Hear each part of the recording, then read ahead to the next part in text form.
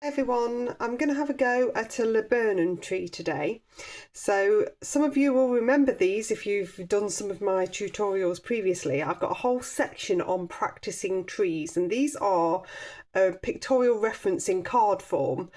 So they're quite useful to have. It's quite useful to have a pictorial reference when you're practicing your trees. You don't need to copy it as such, but it just gives you something to refer to as to how the branches might go. What the foliage might look like. So this is what I'm going to work on. I have got Saunders Waterford, a small piece. It's about 5 by 9 in inches. I have got a selection of colours here. Raw sienna, sepia, these are all Cotman colours, sap green, and then cadmium yellow. So the reason that I've chosen cadmium yellow is because it's semi-opaque in Cotman and it will push against the sap green, meaning that we keep the yellow of the flowers that you need.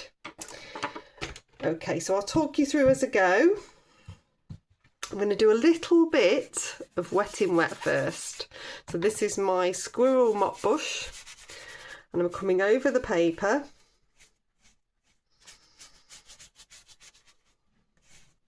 So I want a nice even sheen on there. And then I'm going to pick up a round number 6.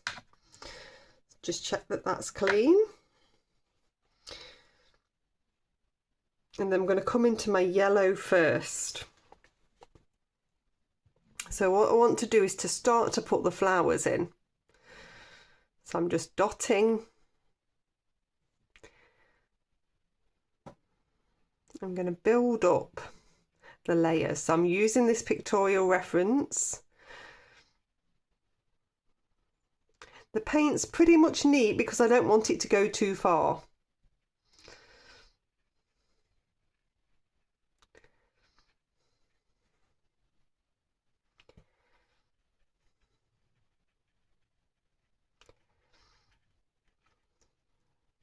It's like a dotting action. You're creating these little delicate flowers.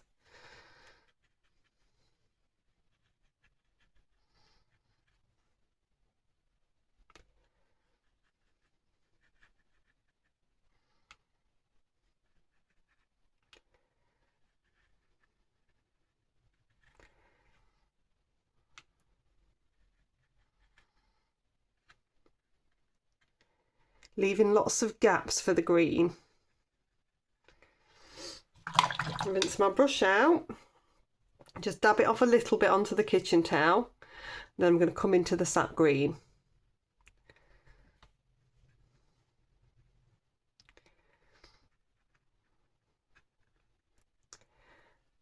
And then I want to dot above these flowers so that I'm starting to get that green appearing. Now the green should not spread too much onto the yellow because the yellow is opaque or semi-opaque, depending on which brand. Cadmium is opaque or semi-opaque. Sap green is transparent. So I like to refer to it, it's like a reverse tug of war. It's a push war. And the cadmium yellow will push against the sap green and it will win the battle. So this is why you choose an opaque in this situation. If I wanted the green to overpower, then I would choose an opaque green, which would be made with cadmium yellow.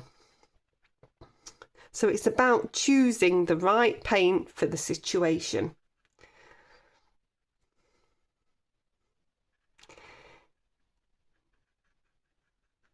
If I'd chosen gamboge yellow, then that's a transparent and they would have worked with one another, but they might have swirled a bit more together.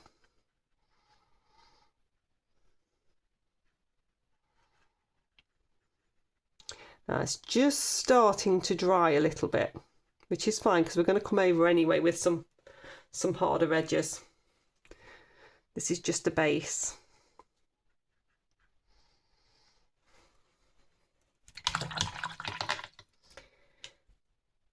Okay, so I'm going to dry that one off. Okay, so that's nicely dry. Now I'm on a board so that I can turn round, because I find it easier to paint the trunks and branches to a point with a downward stroke. So I have got a little bit of water. You see, I've turned this upside down as well, so I've got that to refer to. So that's a little bit of water onto the chunk. This is my round number 6, and this is raw sienna that's going in first of all. So it's only on the trunk, and then we're coming into the branches, just onto dry. This is why it's important you need a pictorial reference, because when you think tree, you do different branches. I would have done different branches to what this tree looks like. So that's the raw sienna on, rinsing my brush off. The reason I've used the raw sienna is because I want a light side and a dark side to this tree. So this now is a little bit of sepia. And I'm going to bring that into the wet paint.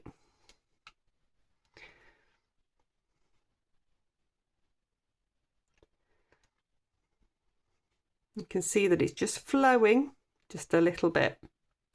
So I'm still working nicely with my number 6. You should use the biggest brush for the job. I'm going to take a tiny bit on that edge, but I'm going to leave a lot of light in there.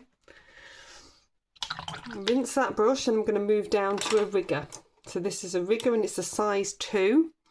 It's a long thin brush, and it's great for branches.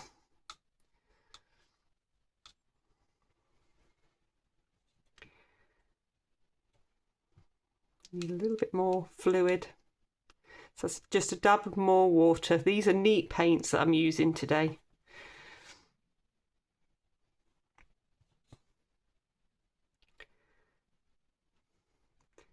And then there's gaps between these branches, so we're leaving the little gaps.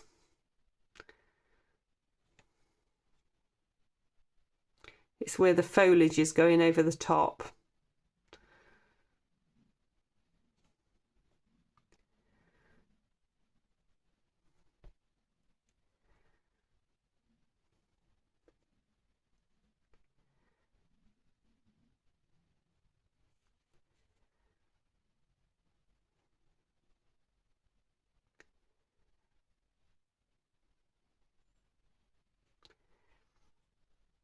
So lots and lots of little branches.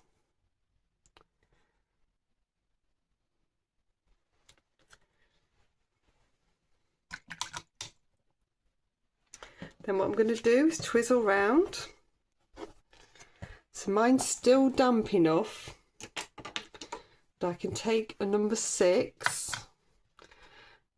a little bit of water. I've dabbed a little bit of that water off, and I'm just going to touch the bottom. That's going to give it a really nice grounding. And if I take a tiny bit of the sepia, that's going to give us a little bit of shadow. And then I can pop in just a little bit of the sap green. So this is on to dry with my round number 6. I'm loading my brush up with water. I'm going to get a nice base for this tree.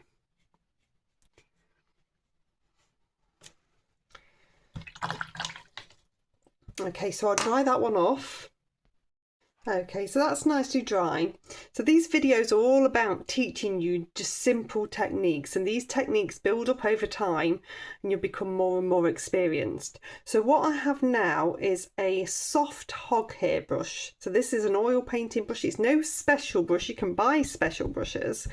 They do sell them for stippling onto trees, but this is just a hog hair brush from an oil painting set.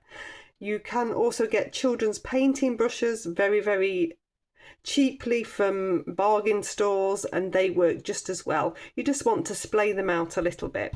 What you need to do is rinse the brush off and dab a lot of the moisture off the brush. You're then going to come into some neat paint. It works better if you are on a flat palette. So on a flat palette, you're not taking too much into the brush then. So that's a really good tip. And then what we're going to do is start to stipple.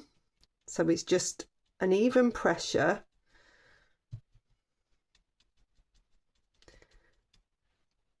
To get a bit more detail in. Now I've got the reference here. So I'm really concentrating on focusing on getting the right shape of the tree. I've started. I need to focus a little bit more to get that right shape. It's very easy when you do trees to think, I know what a tree looks like, and then just go off on your own merry way, which works in some situations, but if you're trying to reference something in particular, it doesn't. So as I'm stippling a little vertical section.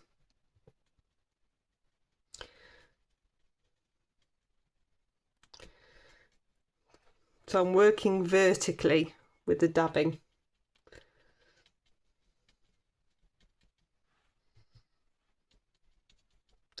And you don't have to do everywhere. So when you get to this stage, you don't want to eliminate all of those soft edges. So you can just do a few. Less is more. So I'm going to leave some bits softer. And then I'm going to rinse my brush out and dab it off really well again. Kitchen towel, your best friend. And I'm going to do the same with the sap green.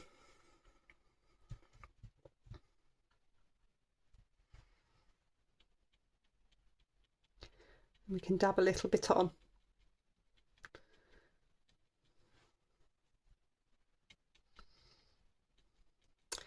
You want you to focus on making sure that you've got enough around those branch bits.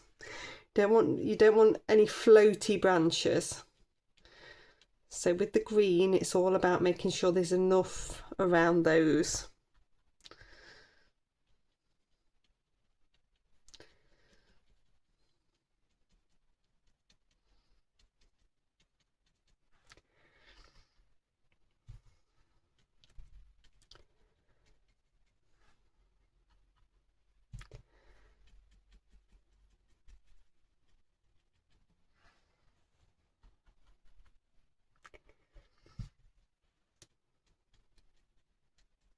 Now this is quite a fresh green on this tree anyway, so we don't need to dull it down, but if you needed to dull your green down, then brown works to do that. So a little bit of that sepia would make it much more natural in colour.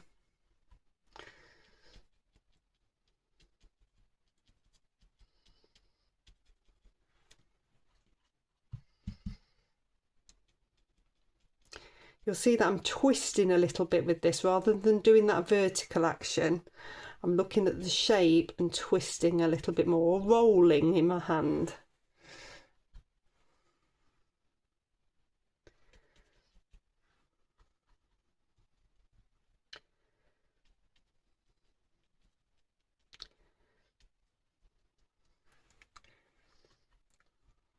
Looking at the shape all the time. And there's still quite a lot of soft in there, so I'm not eliminating it all.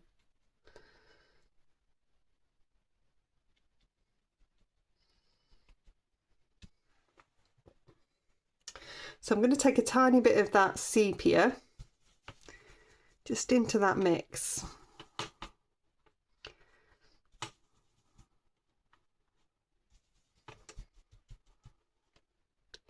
Then I can just come in with a little bit of dark, mainly focusing around the branches. They still look a little bit floaty, so this is a way to get them within the foliage, make it a little bit darker, just in places.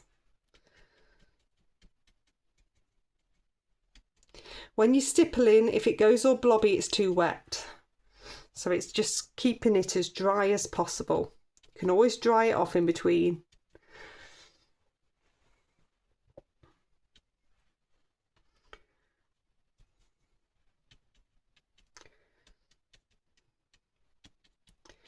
You just want a nice balance with that dark. You see that dark's just shooting that yellow forwards as well, which is what I'd expect it to do.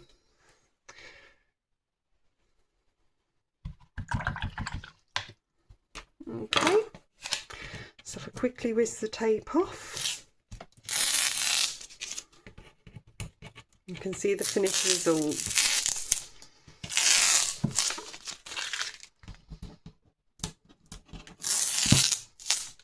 And there we go. So there we've got a laburnum tree,